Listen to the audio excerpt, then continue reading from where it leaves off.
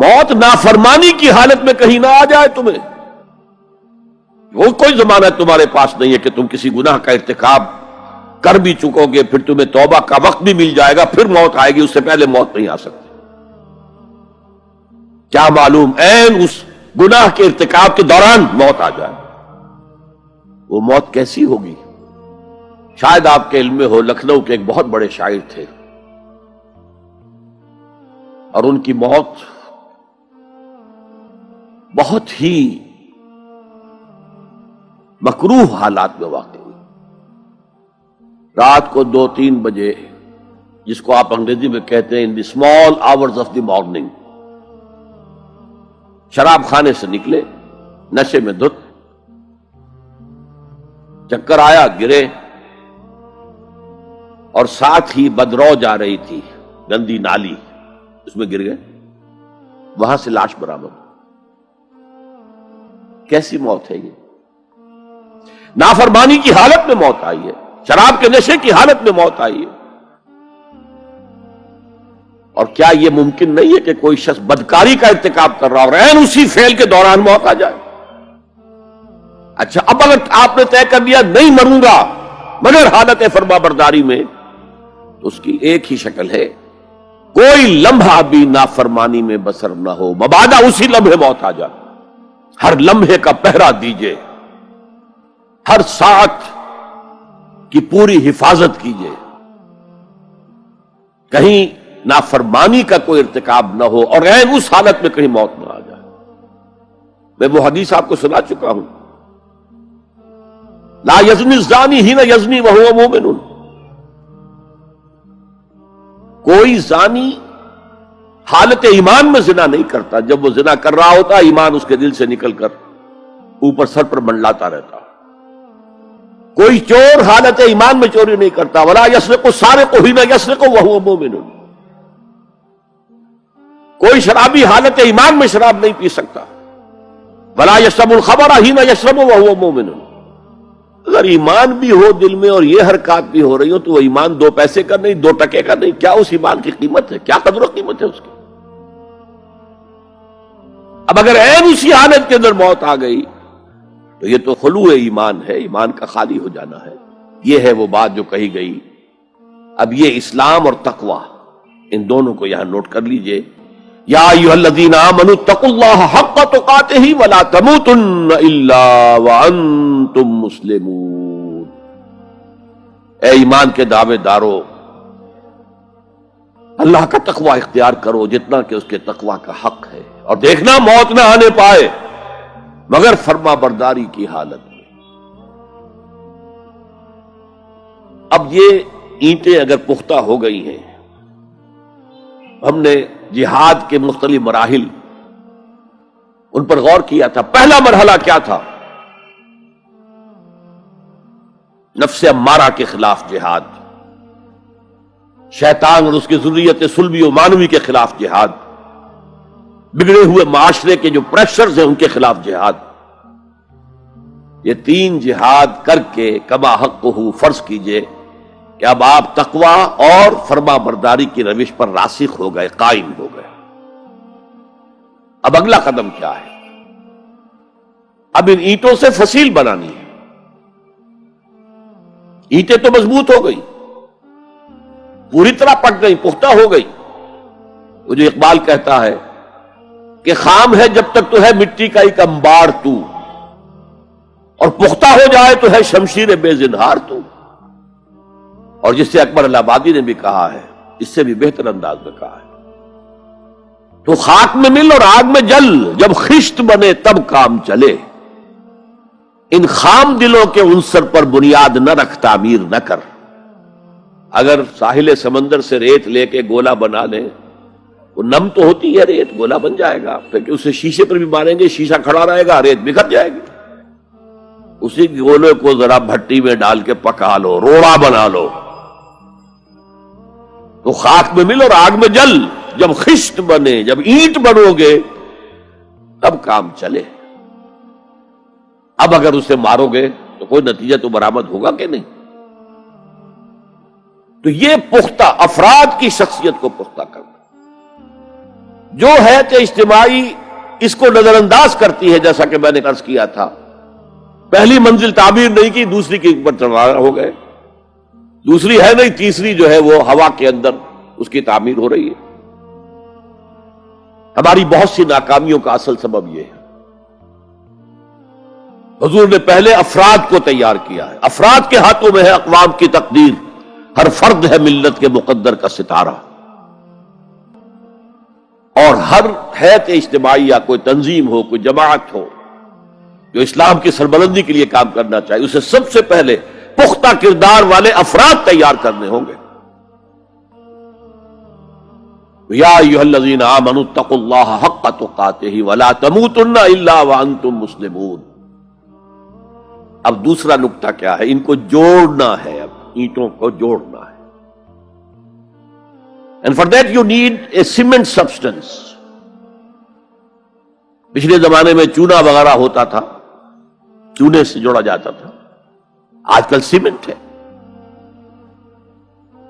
اگر یہ cement substance مضبوط ہے تو یہ فصیل اور دیوار مضبوط ہے، اگر یہ نہیں ہے تو چاہے اینٹیں پختہ ہو تب بھی سیلاب کا ریلا آئے گا، بہا کے لے جائے گا۔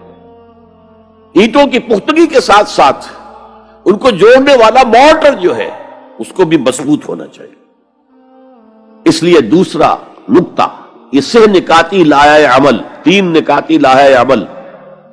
پہلا تقوی اختیار کرو اور اللہ تعالیٰ کی پوری فرما برداری اختیار کرو، کوئی لمحہ تمہارا نافرمانی میں نہ گزرے۔ اب واعتصموا بحبل اللہ جمیعا ولا تفرقوا، چمٹ جاؤ اللہ کی رسی کے ساتھ مل جل کر اور تفرقے میں نہ پڑو۔ اعتصام عصمت سے بنا ہے، عصمت حفاظت کو کہتے ہیں۔ اعتصام حفاظت حاصل کرنا۔ جیسے آپ دیکھتے ہیں کہ کسی بچے کو اگر کوئی خوف لاحق ہو جائے، کوئی ڈرائے، وہ آئے گا، دوڑے گا ماں کی گود میں آ کر ماں سے چمٹ جائے گا۔ وہ یہ سمجھتا ہے اپنے چھوٹے سے ذہن کے مطابق میں قلعے میں آ گیا ہوں۔ یہ دوسری بات ہے کہ کوئی سفاک انسان، جیسے فسادات ہوتے ہیں یا جیسا کچھ سن 47 میں ہوا تھا، کوئی سفاک بھیڑیا صفت انسان آئے، بچے کو کھینچے ماں کی گود سے، اچھالے اور کسی نیزے میں پرو لے۔ لیکن بچہ یہ سمجھتا ہے کہ میں آ گیا ہوں، پناہ میں آ گیا ہوں، قلعے میں آ گیا ہوں۔ تو یہ ہے اعتصام۔ اور عجیب بات یہ ہے کہ جو اس سورہ مبارکہ کی جو ہم نے شروع کی ہے آیات، وہاں سے ایک آیت پہلے جو ہے 10ویں رکوع کی آخری آیت، وَمَن يَعْتَصِم بِاللَّهِ فَقَدْ هُدِيَ إِلَىٰ صِرَاطٍ مُسْتَقِيمٍ۔ یہاں حبل اللہ نہیں ہے، جو اللہ کے ساتھ چمٹ جائے تو اس کی ہدایت تو ہو گئی صراط مستقیم کی طرف، اللہ سے جڑ جاؤ۔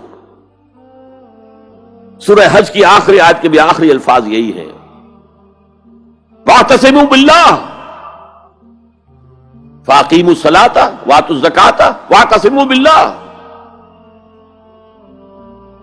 وہ تمہارا پشت پناہ ہے، وہ مولاکم فنعم المولا ونعم النصیر، کیا ہی اچھا ہے وہ مولا، پشت پناہ، مددگار، حمایتی، کیا ہی اچھا ہے وہ مدد کرنے والا۔ تو وہاں پر بھی واعتصموا باللہ، وہی لفظ یہاں آیا، ومن یعتصم باللہ فقد ہدی الی صراط مستقیم۔ اب یہاں سوال پیدا ہوتا ہے وہ حبل اللہ کون سی ہے؟ اب اصول یہ سامنے رکھیے کہ قرآن مجید میں اگر محسوس ہو کہ کسی جگہ پر کوئی ابہام ہے، اجمال ہے، کہیں وضاحت کی ضرورت ہے، تو یہ حق ہی نہیں فرض ہے محمد الرسول اللہ صلی اللہ علیہ وسلم کا کہ اس کو بیان کریں، واضح کریں، تبیین کریں۔ انزلنا الیک الذکر لتبین للناس ما نزل الیہم۔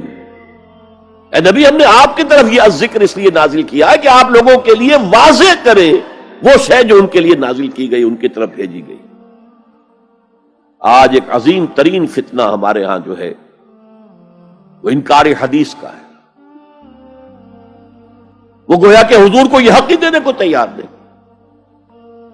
کہ قرآن مجید کی آیات کی توضیح کریں، تبیین کریں،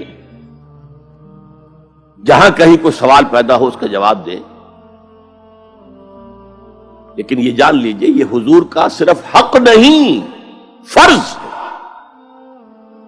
مجھے ایک بڑا تلخ تجربہ ہوا تھا لاہور میں 1973 میں، وہ جو عالمی کانفرنس ہوئی تھی لاہور میں،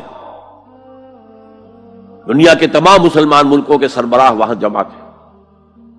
تو اس زمانے میں اس آیت کا بڑا چرچا تھا، اخبارات میں بھی بڑے بڑے اشتہار شائع ہو رہے لوگوں کی طرف سے، وَاعْتَصِمُوا بِحَبْلِ اللَّهِ جَمِيعًا وَلَا تَفَرَّقُوا. رکشاؤں کے پیچھے بھی بینر لگے ہوئے ہیں، ٹیکسیوں کے پیچھے بینر لگے ہوئے ہیں، وَاعْتَصِمُوا بِحَبْلِ اللَّهِ جَمِيعًا، بینر آویزاں ہیں سڑکوں پر جا بجا. لیکن میں ایک پریس میں گیا کہ جہاں میری ایک کتاب چھپ رہی تھی اور تاخیر ہو رہی تھی، تو میں ذرا ان سے کہنے گیا جلدی کرو. وہاں ایک صاحب آئے ہوئے تھے اور بدقسمتی سے آزاد کشمیر، جو ہمارے ہاں آزاد کشمیر کہلاتا ہے، آپ کے ہاں وہ مقبوضہ کشمیر کہلائے گا، اس کے وہ محکمہ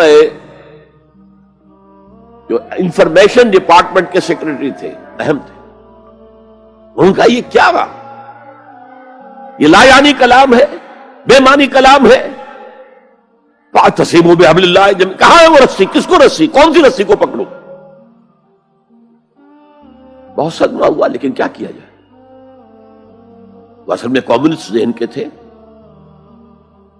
اب اس لیے وہ اللہ کے رسول نے واضح کیا ہے کہ حبل اللہ کون سی ہے. میں وہ حدیث آپ کو سنا چکا ہوں، حضرت علی رضی اللہ تعالیٰ عنہ سے جو مروی ہے، نبی اکرم صلی اللہ علیہ وسلم، ترمذی شریف اور دارمی یا بیہقی میں موجود ہے. تو اس میں یہ الفاظ میں ہوا حبل اللہ المتین وہو الذکر الحکیم وہو الصراط المستقیم. حضرت علی فرماتے یہ ہے کہ میں نے سنا حضور نے ارشاد فرمایا ان قریب ایک بہت بڑا فتنہ رونما ہوگا، انہا ستکون فتنۃ. میں نے سوال کیا مل مخرج منہا یا رسول اللہ، اے اللہ کے رسول فرمائیے اس سے نکلنے کا راستہ کون سا ہوگا، مخرج کون سا ہوگا، ایگزٹ کون سا ہوگا.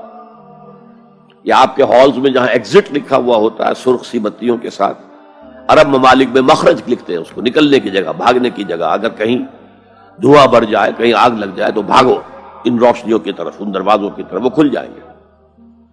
تو جب حضور نے فرمایا کہ انہا ستکون فتنۃ، تو حضرت علی کہتے میں نے پوچھا بل مخرج منہا یا رسول اللہ، فرمایا کتاب اللہ، فتنوں سے بچانے والی اور فتنوں سے نکالنے والی شے صرف کتاب اللہ ہے.